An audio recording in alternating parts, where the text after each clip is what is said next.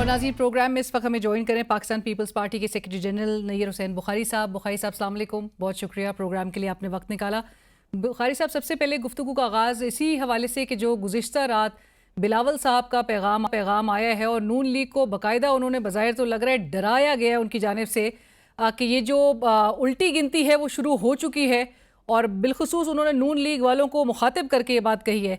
पर दूसरी जानिब राना सनाउल्लाह साहब एक टीवी टॉक शो पे बुखारी साहब बैठे हुए थे, वो तो बज़ाहिर डर ही नहीं रहे हैं। वो कह रहे हैं बिलावल साहब की स्ट्रैटेजी ठीक है, अच्छी रही है, और 10 तारीख के बाद जो है ये उल्टी गिनती सीधी हो जाएगी। तो ये कोई स्ट्रैटेजी है? देखें जी, बिलावल साहब ने जो बात की उसके मैं क्या वजाहत करूं, मतलब है कि उसकी तो हम तायद करते हैं उनकी बात की। अब राना साहब जी कहते हैं कि जी सीधी हो जाएगी, ये उनसे सवाल करें उनकी क्या मंतक है, उनके पास क्या रीजनिंग है। बात यह है कि हमने चेयरमैन बिलावल ने मीरपुर डिवीज़न के इंतखाबात के बाद ये कहा कि हमारे वोटों पर डाका डाला गया और हमारी 4 कॉन्स्टिट्यूंसीज हमसे छीनी गई। हमने कहा उस पर एक टीम भी बनी, नेगोशिएशन भी हुई। राना साहब और मैं पीपल्स पार्टी की टीम को लीड कर रहा था, राना साहब नून की लीड कर रहे थे, लेकिन ये मुज़ाकरात कंक्लूड किए बगैर फर्स्ट को वहाँ से आगे हमें इतला किए बगैर। बहरहाल चेयरमैन ने कहा कि आपकी उल्टी गिनती शुरू होगी, इसलिए कहा कि आपने तरीका इख्तियार किया मीरपुर डिवीज़न में, वो आप तरीका मुजफ्फराबाद में नहीं करेंगे। यहाँ पे इंश्योर करेंगे कि फ्री फेयर और ट्रांसपेरेंट इलेक्शन होंगे, तो अदरवाइज़ तो फिर हमें अपना रद्द-ए-अमल देना पड़ेगा और हमें अपना फ्यूचर कोर्स ऑफ एक्शन भी देना पड़ेगा। तो उसका तुरंत बुलाया, उल्टी गिनती शुरू हो जाएगी। बहरहाल ये इसके बारे में उसका क्या प्रोसीजर क्या होगा, ऑब्वियसली मेरी क़यादत इसका बैठ के फ़ैसला करेगी, मुशावरत करेगी क्या क्या तरीका इख्तियार हो। लेकिन हमने कन्वे कर दिया कि आप मुल्क में कानून और आइन की पासदारी नहीं चाहते, आप जबर के ज़रिए हुकूमतें करना चाहते हैं। आपने जबर के ज़रिए हमारी गिलगित पे 3 सीटें छीनी, आपने जबर के ज़रिए हमारी यहाँ सीटें छीनी, 4 सीटें आपने मीरपुर डिवीज़न में हमारी छीनी। और कल आप देख लें कि जो इलेक्शन हुआ 2 तारीख को, उसमें भी आपने धांधली की। सिटिंग प्रेसिडेंट था, एक्टिंग प्रेसिडेंट, उस पर नून लीग के कारकुन हमलावर हुए। वो एक कारकुन को शहीद किया गया, एक MNA को ज़ख्मी किया गया, उसके साथियों को ज़ख्मी किया गया। तो ये जबर के माहौल में जमहूरियत और सियासत नहीं होती। अगर आप जबर करेंगे तो फिर ये निज़ाम भी नहीं चलेगा। और निज़ाम के हवाले से तो वैसे ही हुकूमत के अंदर से ही आवाज़ आ गई है, बुखारी साहब के सिस्टम कोलैप्स कर चुका है। मैं उस तरफ आऊँगी, बट बुखारी साहब आपने जिस तरह से कहा कि ये जबर और जुल्म के हवाले से ही कि जो कुछ इन्होंने 2 मराइल में होता हुआ हमें नज़र आया है, पीपल्स पार्टी की एक बड़ी सख्त पोजीशन है, और जो टेम्पलेट अब हमें नज़र आ रहा है मोरोलेस ये भी चमगोइयाँ हो रही हैं और एक तासुर बन चुका है कि तीसरे मरहले में भी मोरोलेस यही कुछ हमें होता हुआ दिखाई देगा। आप लोगों ने इलेक्शन कमीशन के भी हवाले से, उनके रोल के हवाले से भी काफ़ी ऑब्जेक्शन रेज किए है, पर दूसरी तरफ यही राना सनाउल्लाह साहब बुखारी साहब कह रहे हैं कि जॉइंट एक्शन कमेटी के कारकुनान के साथ मिलकर वहाँ पर एक केओस क्रिएट किया गया पीपल्स पार्टी की जानिब से। आपकी वहाँ पर हुकूमत है, वज़ीर आज़म आपके हैं, सब चीज़ आपके अंडर है, इंतज़ामिया। और दूसरा ये कि वो गिलगित बल्तिस्तान का भी हवाला दे के नून लीग कह रही है कि वहाँ पर भी ब्लैकमेलिंग से हुकूमत बनाई है पीपल्स पार्टी ने। पहली बात यह है कि ये इल्ज़ाम लगा रहे हैं जॉइंट एक्शन कमेटी के साथ मुज़ाकरात तो ये भी करने गए थे, राना सनाउल्लाह उसमें मौजूद थे, इनका कश्मीर अफेयर्स का मिनिस्टर वहाँ पे मौजूद था। और अगर समझते कि आज़ाद कश्मीर की हुकूमत में ऑटोनमी है, ऑटोनमस है, फिर इनको जाने की क्या ज़रूरत थी जॉइंट एक्शन कमेटी के साथ मुज़ाकरात करने की। वफाक से मेरी क़यादत को रिक्वेस्ट की कि आप अपने 2 नुमाइंदे भेजें। अगर वफाक का इन्फ्लुएंस नहीं था, अगर सोली वो PM आज़ाद कश्मीर कम्पिटेंट था या गवर्नमेंट कम्पिटेंट थी, तो उनको डिसाइड करने देते। फिर ये क्यों दखलंदाजी करने गए? मीनिंग देयर बाय कि वो ऑटोनमस नहीं है, उनकी कैपेसिटी नहीं है। अगर कैपेसिटी होती तो वफाक में आपने कश्मीर अफेयर्स की मिनिस्ट्री क्यों रखी हुई है? What is the purpose of that ministry? GB में भी इस मिनिस्ट्री का मकसद क्या है? पंजाब एक सूबा है वहाँ पे पंजाब अफेयर्स की कोई मिनिस्ट्री है वफाक में? सिंध अफेयर्स की या KPK अफेयर्स की मिनिस्ट्री है? ये क्यों मिनिस्ट्री है उधर? आपका सिस्टम है, एक सिस्टम के तहत आप गवर्नेंस यहाँ से बैठ के करते हैं, इसलिए आपकी मुदाखलत से ये जबर और तशद्दुद हुआ। देखिए चीफ जो प्राइम मिनिस्टर आज़ाद कश्मीर है उसकी कॉम्पिटेंस है कि चीफ सेक्रेटरी अपॉइंट करे, वहाँ पे वफाक भेजती है। IG कौन भेजता है? वफाक भेजती है। चीफ इलेक्शन कमिश्नर की अप्रूवल कौन देता है? कश्मीर काउंसिल का चेयरमैन प्राइम मिनिस्टर पाकिस्तान देता है, जो शहबाज शरीफ साहब है। ये तो वो हकायक मैं सामने रखता हूँ उनके। और जो गिलगित का कहते हैं, गिलगित में आपने ब्लैकमेल करके नहीं, हमारा वहाँ मैंडेट छीना गया। चिलास की 2 सीटें, रिजल्ट देख लें, आपका चीफ इलेक्शन कमिश्नर अपने ऑर्डर्स को 6 मरतबा रिव्यू करता है। गज़र में रिटर्निंग ऑफिसर ऑर्डर करता है कि रीकाउंट, और रीकाउंट किए बगैर नोटिफिकेशन जारी कर देते हैं। नशाद इलेक्शन जीत जाता है और सुप्रीम अपीलेट बेंच उसको डिस्क्वालीफाई कर देती है। चिलास में 2 सीटें, पोस्टल बैलेट काउंट नहीं हुआ तो हमारे अता को हरा के अनवर का नोटिफिकेशन जारी किया जाता है। रीपोलिंग नसीम के हल्के में होती है, वो हम जीत गए हैं। वहाँ पे अभी भी चिलास में 1 सीट का डिसीजन नहीं है, नशाद का भी डिसीजन नहीं है, स्पीकर फॉर्मर स्पीकर नज़ीर का डिसीजन नहीं है। तो मैं कहता हूँ कि वहाँ पे आपने जबर किया अपने चीफ सेक्रेटरी के ज़रिए, अपने चीफ इलेक्शन कमिश्नर के ज़रिए, अपने IG के ज़रिए, तो वही जबर आपने यहाँ किया। फ्री फेयर ट्रांसपेरेंट इलेक्शन हो, कश्मीर में भी हमारी simple majority excluding Punjab. Punjab के बारे में तहफ़्फ़ुज़ात तो आज़ाद कश्मीर के अवाम थे कि ये आग शुरू ही राना सलाल ने की कि इलेक्शन से बहुत पहले कहा जी 10 सीटें तो हमारी जेब में होती हैं, तो उनके मौक़िफ़ की तायद होगी ना। अभी भी उनकी मैथ्स जो है वो बड़ी सर्टन है बुखारी साहब, अभी भी उनकी मैथ्स बड़ी सर्टन है। वो अगली सीटों के भी हवाले से बता रहे हैं। किस सीटों के बारे में? अभी भी मैंने कहा कि अभी दूसरे मरहले के हवाले से भी उनकी मैथ्स, उनकी कैलकुलेशन बड़ी सर्टन थी कि उनकी कितनी सीटें वो जीत सकेंगे।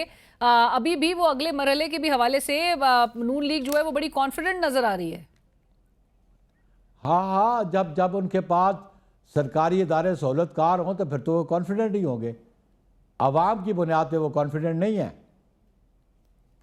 राइट बुखारी साहब, तो फिर ये जरूर बताइए कि अब तीसरे मरहले में भी अगर यही कुछ नजर आया तो अगरचे वो बात दुरुस्त है और आपने भी जिस तरह से कहा कि आपकी पार्टी डिसाइड करेगी CEC में जो फैसला होता है, लेकिन क्या मुमकिन तौर पे एक्सट्रीम मेजर लिया जा सकता है पीपल्स पार्टी की तरफ से? और जब उल्टी गिनती शुरू हो ही चुकी है और वो सीधी भी नहीं होनी है, आपकी बात से ये अखज़ किया जाए, तो क्या ऑपोजिशन बेंचेस का रुख भी किया जा सकता है? क्या वज़ीर आज़म शहबाज शरीफ साहब के खिलाफ अदम एतमाद की तहरीक भी जो है वो पीपल्स पार्टी की तरफ से आती हुई मुमकिन तौर पर देखी जा सकती है? देखिए अलीना, आपने जो क्वेश्चन किया, ये मेरी किसी इंडिविजुअल का इस पर रिप्लाई और रिस्पांस नहीं होता, या किसी इंडिविजुअल की राय नहीं होती, ये कलेक्टिव राय होती है। और कलेक्टिव राय जो मेरी जमात की होगी वो जब फैसला करेगी तो आपके पास सामने आ जाएगी। मेरे पास कोई इख्तियार नहीं कि कलेक्टिव राय को मैं प्रीएम्प्ट करूं, इसलिए कलेक्टिव राय पे मैं जमहूरियत पे बिलीव करता हूँ, और जो राय मेरी CEC और मेरी क़यादत बैठ के करेगी वही राय होगी मेरी भी। सो यानी आपकी पार्टी के अंदर बुखारी साहब अब तक इस पर गौर खौस नहीं हो रहा? अभी तक तो CEC की मीटिंग नहीं हुई, ये इलेक्शन कंक्लूड होने दें तो मेरे चेयरमैन मुशावरत करेंगे अपने सीनियर पार्टी के अहदेदारों के साथ, रहनुमाओं के साथ।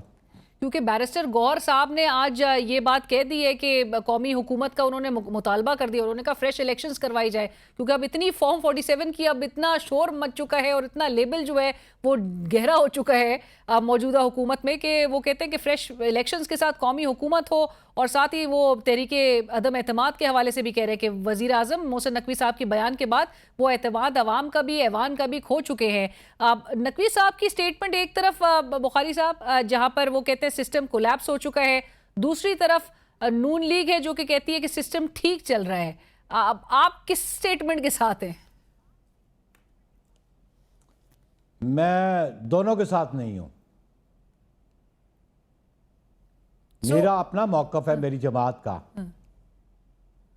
सिस्टम वो कहते हैं जो ठीक चल रहा है, लोगों की राय ले ले कि जो महंगाई है, बेरोज़गारी है, लाकानूनियत है, दहशत गर्दी है, तो वो सिस्टम नहीं चल रहा। वो कहते हैं जी सिस्टम फेल हो गया। मेरा कहना है कि 1973 का कॉन्स्टिट्यूशन है जो हमारा सुप्रीम लॉ है, जब आप उस पर अमल दरामद करेंगे इन लेटर एंड स्पिरिट तो सिस्टम चलेगा। जब आप पिक एंड चूज़ करेंगे, मनमानियाँ करेंगे और कॉन्स्टिट्यूशन के मुताबिक आप काम नहीं करेंगे तो फिर सिस्टम को आप फेल ही कहेंगे ना। तो सिस्टम फेल और पास होना उसका इन्हिसार है सिस्टम चलाने वालों पे। मेरी बात सुने, ये पीपल्स पार्टी ये सिस्टम 1973 से चलता रहा, ब्रेकडाउन होती रही, मार्शल लॉ आते रहे, डिक्टेटर आते रहे। अल्टीमेटली आपको हर मार्शल लॉ के बाद आपको 1973 के कॉन्स्टिट्यूशन के पास जाना पड़ा और सिस्टम उसके नीचे चलाना पड़ा। पीपल्स पार्टी 8 से 13 तक थी, सिस्टम फेलियर की बात नहीं हुई। ये तो जो आप 18 से ऑनवर्ड देखें, जो इक़्तिदार में थे उन्होंने आइन के मुताबिक अगर काम नहीं किया तो अगर फेलियर होता है तो फिर जो गवर्नेंस पे बैठे थे उनका फेलियर है, सिस्टम का failure. What do you mean by system? System वो है जो 1973 के कॉन्स्टिट्यूशन ने दिया, इसके अलावा कोई सिस्टम है? अगर 1973 का कॉन्स्टिट्यूशन सिस्टम देता है तो फिर उसको चलाने वाले अगर उसको चला नहीं पाते तो नालायकी नाअहली उनकी है ना, सिस्टम की तो नहीं है। तो सिस्टम दुरुस्त है, उसको ये चलाने वालों का असल फॉल्ट है। बट बुखारी साहब, वो जो फॉर्मूला दे रहे हैं नकवी साहब कि सिस्टम को बेहतर बनाने के लिए नए सूबे, नए इंतजामी यूनिट्स के हवाले से, ऑल्दो आपकी जमात से आवाज़ें उठी हैं कि ये घिसी पिटी बात है, उसकी मुखालफत पीपल्स पार्टी करेगी और नून लीग का भी एक तरह से जो मौक़िफ़ है वो भी सामने नज़र आता है।